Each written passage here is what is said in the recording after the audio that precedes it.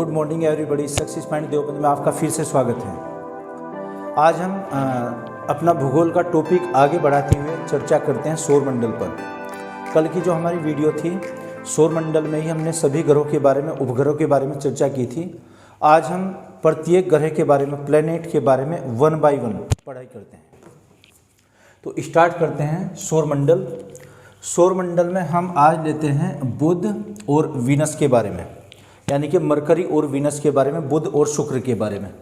तो सबसे पहले बुध के बारे में चर्चा करते हैं। देखना, बुध एक तो सौरमंडल का सबसे छोटा ग्रह तो होगा ही, और ये सूर्य से सबसे अधिक निकट भी होगा। जबकि क्वेश्चन ये आता है कि सबसे छोटा ग्रह कौन था। उससे पहले चूँकि प्लूटो भी छोटे ग्रहों की श्रेणी में शामिल था, लेकिन 2006 के बाद ये निकाल दिया गया। एक प्राग में सम्मेलन हुआ था, चेक गणराज्य की राजधानी प्राग, वहाँ पर अंतर्राष्ट्रीय खगोलीय जो संगठन है उसका मुख्यालय है, उसमें एक भूगोलविदों की बैठक हुई थी, तो तब से प्लूटो को निकाल दिया गया। इन चीज़ों के बारे में हमने तमाम कल वीडियो में चर्चा की थी। तो बुध के बारे में क्या, एक तो बुध सबसे छोटा ग्रह होगा। बुध और मंगल अगर ये दोनों ग्रह होंगे तो इनमें सबसे छोटा बुध ही होगा, और सूर्य के सबसे नज़दीक भी ग्रह होगा। सूर्य से बढ़ती हुई दूरी के अनुसार ग्रहों का क्रम क्या होगा कि बुध, शुक्र, पृथ्वी, मंगल, बृहस्पति, शनि, अरुण, वरुण, और लास्ट का जो प्लूटो, यम, ये तो निकाल ही दिया गया। ये सूर्य के सबसे निकट भी होगा। तो बुध की क्या क्या विशेषताएं हुई, एक तो सूर्य के सबसे निकट का ग्रह, और दूसरा सबसे छोटा ग्रह। दूरी, सूर्य से दूरी कितनी होगी इसकी, 5.8 करोड़ किलोमीटर की, इतने किलोमीटर की डिस्टेंस होगी। सूर्य से बुध की डिस्टेंस कितनी होगी किलोमीटर में, 5.8 करोड़, या कहिए लगभग 6 करोड़। लेकिन ये अनुमानित है, हम एग्जैक्ट ये दावा नहीं कर सकते कि इतनी किलोमीटर की डिस्टेंस होगी। ये क्या हो जाएगा, 5.8। और वर्ष की अवधि क्या होती है, वर्ष की अवधि, वर्ष किसे कहते हैं, सबसे पहले ये देखते हैं। एक पूरा कंप्लीट जो वर्ड होगा सौर वर्ष, सोलर ईयर। तो सोलर ईयर होता है कोई भी ग्रह जब सूर्य के चारों ओर परिक्रमा करता है, उस परिक्रमा को हम क्या कहेंगे, परिक्रमण या परिभ्रमण, इंग्लिश में रिवोल्यूशन पीरियड। तो इसका जो रिवोल्यूशन पीरियड होगा वो 88 डेज का होगा, यानी कि 88 दिन का। हमारी पृथ्वी जो सूर्य के चारों ओर घूमती है 365 दिन, 365 दिन 5 घंटे 48 मिनट और 46 सेकंड में। ऐसे ही बुध सूर्य की जो परिक्रमा करता है सूर्य के चारों तरफ, अराउंड द सन, जो रिवोल्यूशन करेगा 88 डेज में, तो 88 डेज को हम सौर वर्ष मानते हैं। और सूर्य जो अपनी धुरी पर रोटेट करता है, रोटेशन, घूर्णन, जो घूर्णन गति होगी या घूर्णन काल होगा सूर्य बुध का, वो होगा 58 डेज का 58। तो इसमें क्या होगा, बुध ये कितना समय लगाता है, 88 डेज, यानी कि सौर वर्ष की अवधि कितनी आ जाएगी, 88 दिन की इस पर अवधि होगी। और एक दिन जो होगा इस पर ये आ जाएगा 58 आवर्स का होगा इसमें, है ना, 58 घंटे का। यानी कि जैसे हमारी पृथ्वी पर एक दिन होता है 24 घंटे का, हमारी पृथ्वी अपनी धुरी पर जो घूमती हैं वो 23 घंटे 56 मिनट और 4 सेकंड, 0.07 सेकंड, यानी कि सेकंड का भी आप माइक्रो सेकंड की बात कीजिए, उसमें अपनी धुरी पर घूमती है। उसको हम एक सौर दिवस कहते हैं, सोलर डे। ऐसे ये बुध कितने समय में घूमता है, 58 आवर्स में। तो वर्ष की अवधि कितनी हुई, 88 डेज, और ये कितनी आवर्स की, दिन की अवधि 58, यानी कि हमारी पृथ्वी पर 24 घंटे का, यहाँ पर 58। और इसका जो ऑर्बिट होगा, यानी कि एक कक्षा, परिक्रमण की जो कक्षा होगी ऑर्बिट में सबसे अधिक तेज घूमने वाला ग्रह भी है बुध। तो मरकरी की एक विशेषता क्या हुई कि अपने पाथ पर ये सबसे फास्टेस्ट, यानी कि सबसे जल्दी एक रिवॉल्यूशन, सबसे जल्दी एक चक्कर लगाता है। नेक्स्ट देखते हैं घनत्व। घनत्व क्या होता है, डेंसिटी।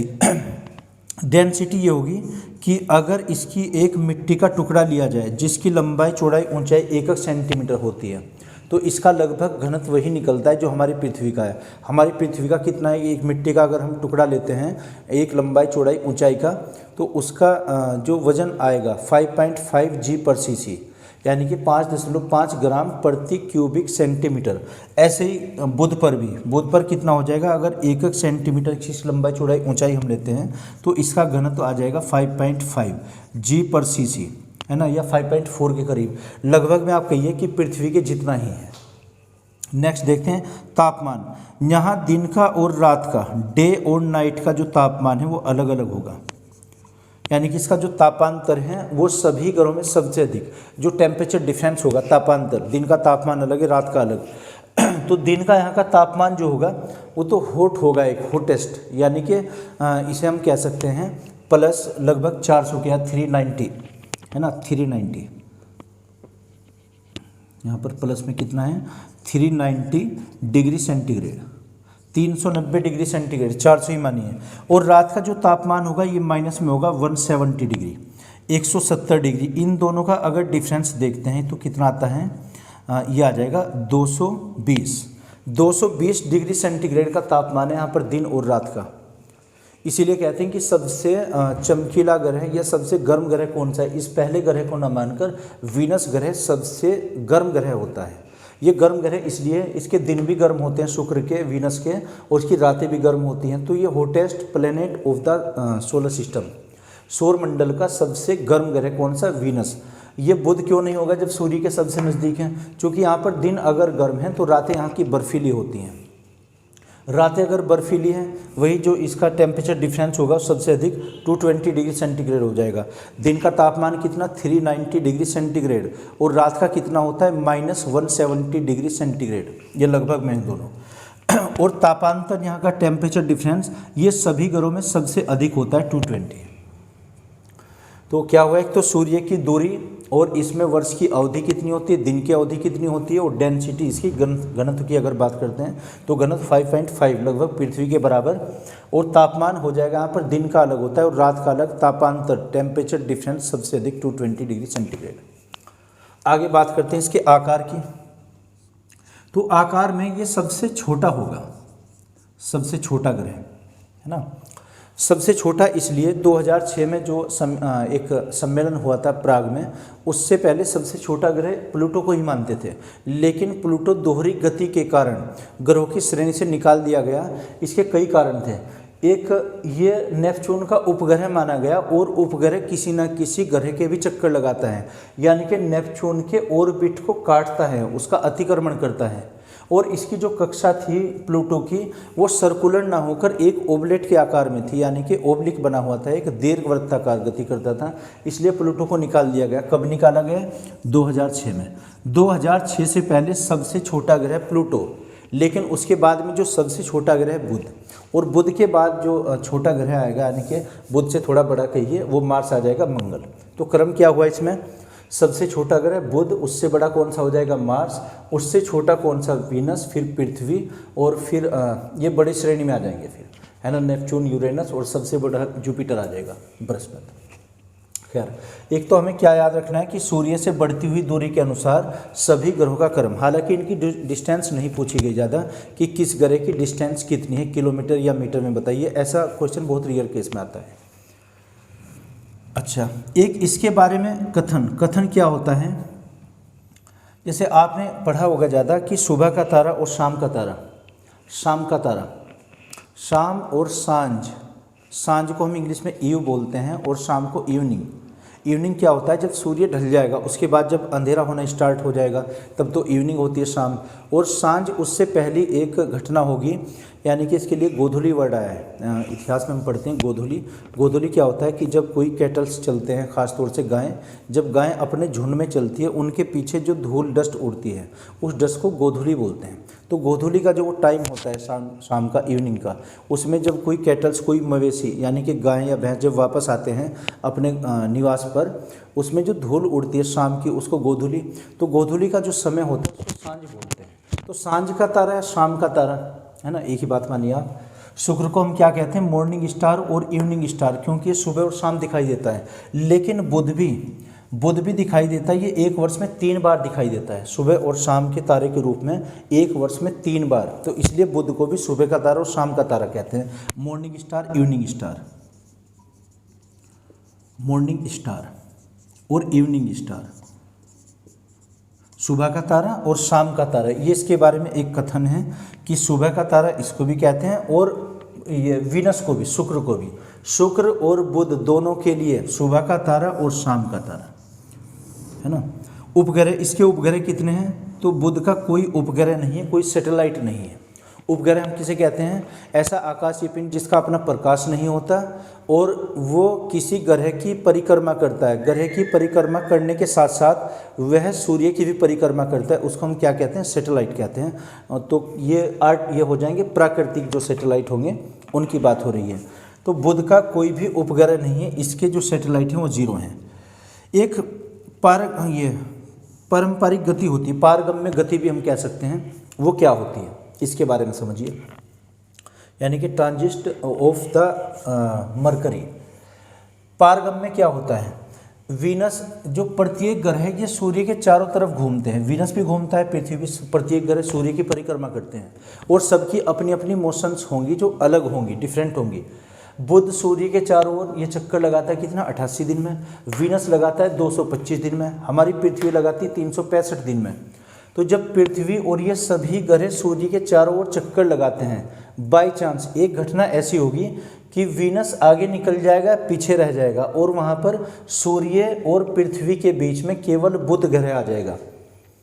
जैसे सूर्य ग्रहण, चंद्र ग्रहण होता है, सोलर इक्लिप्स और ल्यूनर इक्लिप्स, ऐसे ही उसमें क्या आता है? बीच में या तो चंद्रमा आएगा या फिर पृथ्वी आ जाएगी, मून और सूर्य के बीच में सन के, वो तो एक ग्रहण वाली घटना बनती है। अगर सूर्य और पृथ्वी के बीच में बुध आता है उसको हम क्या बोलते हैं? पारगम्य स्थिति, पारगम्यता, बुध की पारगम्यता, यानी कि ट्रांजिट ऑफ द मरकरी। तो ये कब हुआ था घटना? ये 2003 में हुई थी, यथाशीघ्र 2003 में, 2006 में भी ये हुई थी और इसके बाद जो घटना घटित होगी 2032 में आएगी। तो 2032 में पारगम्य की स्थिति बनेगी। एक बार फिर से देखिएगा आप, जब सूर्य और पृथ्वी के बीच में मरकरी ग्रह आएगा, यानी कि वीनस इस लाइन में नहीं रहेगा, वीनस या तो आगे होगा या पीछे होगा, उस टाइम पर पृथ्वी और सूर्य के बीच में सिर्फ और सिर्फ बुध ग्रह होगा इसके ऑर्बिट के सामने। उस स्थिति को हम क्या बोलेंगे? पारगम्यता। किसकी? बुध की। जो भी ग्रह बीच में होगा बुध की पारगम्यता। अगर वीनस होगा, बुध नहीं होगा वहाँ पर, अब वीनस की पारगम्यता आ जाएगी। तो पृथ्वी और बुध, सूर्य के बीच में जब बुध आएगा पारगम्य, कब हुआ था? हाल ही के वर्षों में 2003 में देखा गया, 2006 में, और आने वाला जो वर्ष होगा 2032 में ऐसा होगा। ओके, आगे देखते हैं। कोई बस ऐसी कोई खास विशेषता और नहीं है इसका। ये क्या आ जाएगा? उपग्रह 0। तो एक बार वो देख लेते हैं। बुध सूर्य के सबसे नज़दीक का ग्रह, वर्ष की अवधि सबसे कम, वर्ष की अवधि कितनी? 88 डेज में। वर्ष हम किसे कहते हैं? जो अराउंड द सन, जो ऐसे कोई आकाशीय पिंड जो सूर्य के चारों ओर चक्कर लगाता है और जिसका अपना प्रकाश नहीं होता, वो सूर्य के प्रकाश से ही प्रकाशित होते हैं, उन्हें हम क्या कहेंगे? ग्रह। तो सबसे छोटा ग्रह बुध, सबसे कम अवधि वर्ष की, ये भी बुध की होगी, और बुध में वर्ष की अवधि 88 दिन की और दिन की 58 आवर्स की। घनत्व, इसका घनत्व, डेंसिटी कितनी होगी? एक मिट्टी का अगर इसकी हम टुकड़ा लेते हैं जिसकी लंबाई, चौड़ाई, ऊंचाई 1 सेंटीमीटर होगी, उसका वजन 5.5 या 5.4 आएगा, लगभग पृथ्वी के बराबर। तापमान, टेम्परेचर क्या? 2 अलग अलग होंगे, दिन का अलग और रात का अलग। दिन का कितना होता है? 390 डिग्री सेंटीग्रेड और रात का आ जाएगा -170 डिग्री सेंटीग्रेड। दोनों का अगर डिफरेंस देखते हैं 220 डिग्री सेंटीग्रेड। तापांतर सबसे अधिक इसी ग्रह का, तापमान नहीं है, अगर होल डे का हम तापमान देखते हैं वो वीनस का सबसे अधिक होता है। तो वीनस सबसे अधिक चमकीला और सबसे अधिक गर्म ग्रह होता है। वीनस के बाद दूसरा नंबर मरकरी का आ जाएगा। अच्छा, आकार कितना है? ये सबसे छोटा है। इससे पहले क्या था 2006 में, कि 2006 तक जो सबसे छोटा ग्रह था वो प्लूटो, लेकिन प्लूटो किसी कारणवश ग्रहों की श्रेणी से निकाल दिया गया। यह सम्मेलन कहाँ निर्णय लिया गया? प्राग में। प्राग कहाँ पर स्थित है? यूरोप का एक देश, चेक गणराज्य, उसकी राजधानी प्राग। ओके। कथन इसके लिए क्या? मॉर्निंग स्टार और इवनिंग स्टार, ये एक वर्ष में 3 बार सुबह और शाम को दिखाई देता है, लेकिन जो वीनस है, वीनस हर दिन दिखाई देता है सुबह और शाम को। तो morning star, evening star in दोनों ग्रह के लिए आ जाएगा, मरकरी और वीनस दोनों के लिए। उपग्रहों की संख्या कितने? 0। और पारगम्यता किसे कहते हैं? जब हमारी पृथ्वी और सूर्य के बीच में केवल और केवल मरकरी, वहाँ पर शुक्र नहीं होगा, शुक्र आगे या पीछे शिफ्ट होगा, उस टाइम पर एक रेखा में होंगे सूर्य, मरकरी और अर्थ, है ना। उस घटना को हम क्या कहेंगे? पारगम्यता। नेक्स्ट देखते हैं वीनस के बारे में। तो शुक्र के बारे में देखते हैं। एक तो शुक्र क्या टेम्परेचर की बात करते हैं, इसका सबसे अधिक तापमान, दिन और रात दोनों का सबसे अधिक तापमान अगर जोड़ते हैं लगभग ये 450 या 475 डिग्री सेंटीग्रेड इसका तापमान होगा। ये प्लस में ही होगा, यानी कि यहाँ पर दिन भी गर्म होते हैं और रात भी गर्म होती हैं। और इस पर ये 96% भाग पर CO2 होती है, 4% में नाइट्रोजन और अन्य गैसें होती हैं। तो यहाँ CO2 होने के कारण इसका तापमान अधिक, वहाँ पर ज्वालामुखी विस्फोट होते रहते हैं, इसलिए प्रेशर कुकर दशा भी कहते हैं, प्रेशर कुकर कंडीशन। क्वेश्चन आता है कि प्रेशर कुकर दशा वाला ग्रह कौन सा है, वाला ग्रह कौन सा आ जाएगा ये? प्रेशर कुकर की जो दशा बनती है जिसमें, तो शुक्र ग्रह यानी कि वीनस। तापमान कितना 475 डिग्री सेंटीग्रेड, और ये सबसे अधिक सर्वाधिक तापमान या सर्वाधिक गर्म ग्रह और सर्वाधिक चमकीला ग्रह, चमकीला, ये चमकीला ग्रह भी होगा यानी कि चमकता है। और दूसरा इसी को हम श्वेत ग्रह भी कहते हैं, श्वेत, वाइट प्लेनेट, श्वेत ग्रह। तो प्रेशर कुकर दशा वाला ग्रह, सबसे अधिक तापमान, सबसे अधिक चमकीला और ये सर्वाधिक गर्म ग्रह, श्वेत ग्रह। इस पर ज्वालामुखी विस्फोट, ज्वालामुखी विस्फोट होते हैं। जब ज्वालामुखी विस्फोट होंगे तो यहाँ पर एक गैस निकलेगी, उससे SO2 सल्फर डाइऑक्साइड भी होती है, और CO2 96% भाग पर CO2 कितना 96% ये होता है। ओके, और ये पृथ्वी के सबसे नज़दीक भी होगा। देखना सूर्य के सबसे नज़दीक कौन सा है, मरकरी, और पृथ्वी के सबसे नज़दीक वीनस यानी कि शुक्र ग्रह को पृथ्वी की जुड़वा बहन भी कहते हैं, ट्विन सिस्टर, जुड़वा बहन क्यों कहते हैं? क्योंकि इसका जो आकार होता है, इसका आकार और बनावट पृथ्वी जैसा है, जो साइज पृथ्वी का है लगभग वही शुक्र ग्रह भी, जबकि मार्स को मंगल ग्रह को बोलते हैं पृथ्वी का सदृश्य दिखाई देने वाला ग्रह, analogical planet of the earth, वो क्या आ जाएगा, मार्स। और twin sister of the earth, twin sister जुड़वा बहन, पृथ्वी की जुड़वा बहन वीनस, वो वीनस को कहा जाएगा। तो वीनस की क्या क्या क्वालिटी हुई, एक तो सबसे अधिक तापमान के कारण ही प्रेशर कुकर दशा की संज्ञा दी गई, और सर्वाधिक गर्म ग्रह, चमकीला ग्रह और वाइट प्लेनेट हो जाएगा। एक ज्वालामुखी विस्फोट यहाँ पर होते हैं और उनसे एक रिफ्लेक्शन होता है, जो रिफ्लेक्शन होगा CO2 गैस के कारण, यानी कि परावर्तन, जो परावर्तन की घटना होगी उससे चमकीला दिखाई देता है, वाइट दिखाई देता है। और पृथ्वी की जुड़वा बहन आकार के कारण एक यहाँ पर क्या होगा, इसे उल्टा ग्रह भी कहते हैं, उल्टा ग्रह, रिवर्स प्लैनेट। उल्टा ग्रह क्यों कहेंगे? क्योंकि जो शुक्र होगा, सभी ग्रह जैसे बुध भी और पृथ्वी भी, ये पश्चिम से पूरब दिशा में रोटेट करते हैं, ये ऐसे रोटेट करते हैं। ये आपको बता दें एक डस्टर के माध्यम से, जैसे ये इसका एक्सिल होगा, ये एक्सिल है, तो ये ऐसे घूमेगी हमारी पृथ्वी, है ना, ये इस तरीके से वेस्ट टू ईस्ट, हमारी पृथ्वी वेस्ट टू ईस्ट घूमती है, पश्चिम से पूर्व की तरफ। यही कारण है कि सूर्य हमें पूरब में दिखाई देता है। देखना कभी डायग्राम में देखें कि यहाँ, क्योंकि सूर्य भी इसके चारों ओर, ये पृथ्वी चक्कर लगाती है सूर्य के चारों ओर ऐसे ही। लेकिन जो शुक्र है, शुक्र उल्टी दिशा में चक्कर लगाता है, ये पूरब से पश्चिम दिशा में, वेस्ट, और ये ईस्ट, यानी कि इस पर जो सूर्य दिखाई देता है वेस्ट में होगा। वीनस का जो सूर्य उदय होगा, ये सूर्य उदय कहाँ पर, पश्चिम में, वेस्ट। और सनसेट, सूर्यास्त ये हो जाएगा ईस्ट में। पूर्व में तो इसमें क्या होता है, सूर्यास्त होता है, यानी कि शाम जो होगी ये तो पूरब में होती है, और जो वहाँ पर मॉर्निंग होती है, मॉर्निंग होगी वेस्ट में, हमारे उल्टा होगा। देखना सूरज कहाँ पर निकलता है मॉर्निंग में पृथ्वी पर, हमारे यहाँ पर पूरब में, और छिपता कहाँ है, पश्चिम में। लेकिन इसमें उल्टा होगा शुक्र में सूर्य उदय, मॉर्निंग होगी वेस्ट में, पश्चिम दिशा में, और जो सूर्य अस्त होगा यानी कि कहाँ पर छिपेगा सूर्य, पश्चिम, ये पूरब में। तो उल्टा ग्रह बोलते हैं, ये पूरब से पश्चिम दिशा में अपनी धुरी पर घूमता है। एक दूसरा क्या, इस पर जो वर्ष होगा ये ध्यान से देखिएगा, एक तो वर्ष और दिन। वर्ष हम किसे कहेंगे, वर्ष अभी आपको बताया था कि कोई भी ग्रह जब अराउंड द सन, जब सूर्य के चारों ओर घूमता है, कोई भी ग्रह जब सूर्य की चारों ओर परिक्रमा करता है या परिक्रमण करता है, उस अवधि को हम क्या कहते हैं? वर्ष कहते हैं। और जब वो अपनी धुरी पर घूमता है उसे हम सौर दिवस कहते हैं, यानी कि दिन। सूर्य जो सूर्य के चक्कर लगाएगा, कौन? शुक्र, ये लगाता है 225 दिनों में, 225 दिन। लेकिन अपनी धुरी पर जब ये घूमता है शुक्र, तो ये 243 दिन, 243 डेज, इतने दिन में। इसका ये मतलब हुआ कि शुक्र पर दिन की अवधि वर्ष से बड़ी होती है। वहाँ पर एक ही दिन में एक वर्ष हो जाएगा, लेकिन और भी दिन इसमें बचेंगे, वो नेक्स्ट उसमें टाइम जोड़ लेंगे। 243 दिन का तो एक दिन होता है। और कौन से दिन की बात हो रही है? पृथ्वी के दिन। हमारे यहाँ 24 घंटे का एक दिन होता है। तो अगर उसी अवधि को हम लेते हैं, एक दिन शुक्र पर होगा 243 डेज का, लेकिन एक वर्ष होगा 225 दिन का। हमारे यहाँ पर 365 दिन का एक वर्ष, और एक दिन होता है 24 घंटे का। शुक्र पर देखिए 225 दिनों का एक वर्ष और 243 दिन का एक दिन, यानी कि ये यहाँ पर दिन बड़े और वर्ष छोटे होते हैं। इसमें क्या आ जाएगा? दिन तो क्या होंगे इसमें?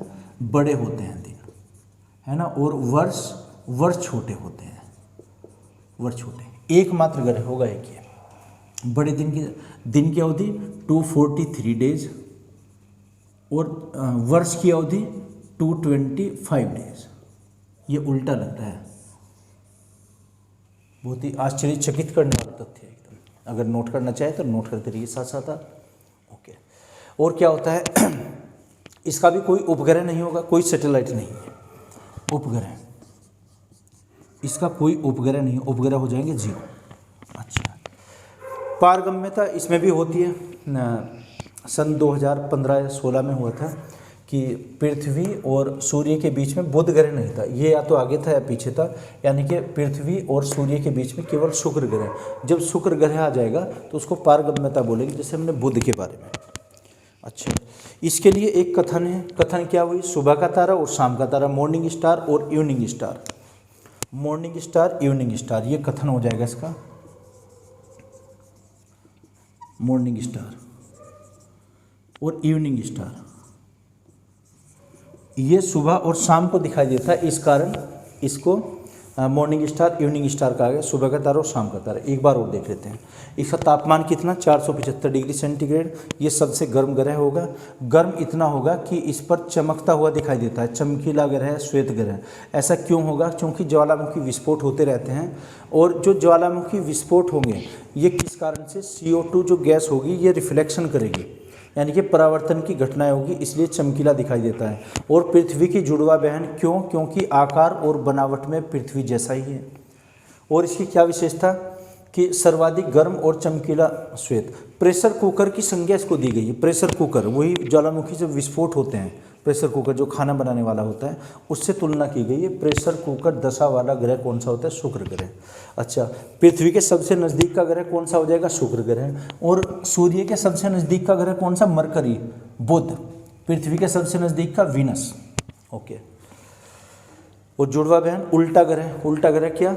इस पर जो मॉर्निंग होगी, यानी कि सूर्य उदय, वो होगा पश्चिम में, और सूर्य अस्त होता है पूरब में। उल्टा ग्रह, हमारी पृथ्वी के उल्टा ग्रह। तो ये मरकरी और वीनस की कुछ विशेषताएं थी, बुध और शुक्र की। इसके बाद में हम जो वीडियो बनाएंगे पृथ्वी और मंगल बृहस्पति के बारे में, 2 या 3 प्लैनेट को एक साथ। तो आज की इस वीडियो में इतना करें, वीडियो ज़्यादा लेंथी हो जाएगी। अगली वीडियो में अगले दूसरे ग्रहों के बारे में। तो मैं आशा करता हूँ कि समझ आया होगा। अगर नहीं तो कमेंट बॉक्स में आप लिखकर बताइएगा। Okay, thank you.